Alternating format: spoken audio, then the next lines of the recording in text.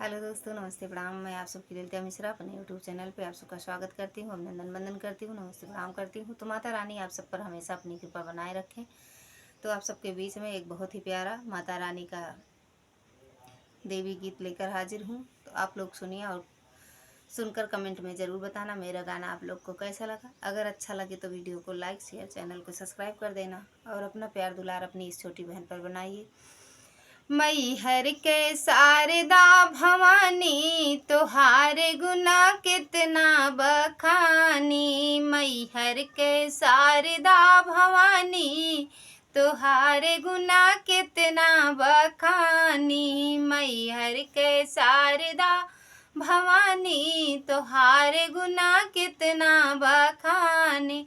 तोहरे दुआरे मैया अंधा भी आए, तोहरे दुआरे मैया अंधा भी आए। दैन दे तू आँख महारानी तोहारे गुना कितना बखानी। दैन दे तू आँख महारानी तोहारे गुना कितना बखानी। मैहर के शारदा भवानी तोहारे गुना कितना बखानी।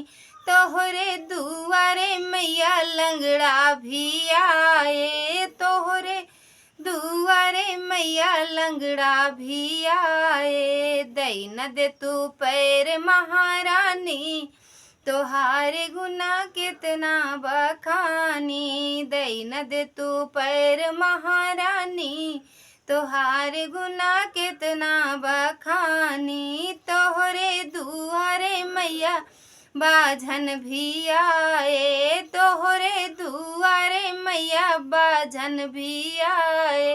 दैन दे तू बालक महारानी तोहारे गुना कितना बखानी। दैन दे तू बालक महारानी तोहारे गुना कितना बखानी।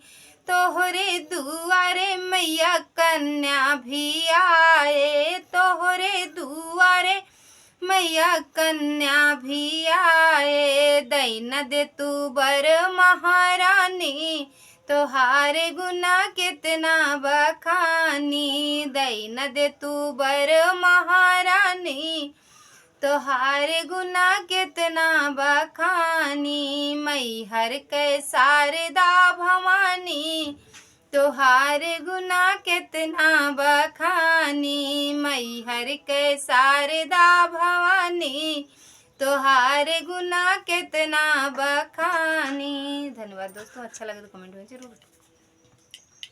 फिर मिलते हैं।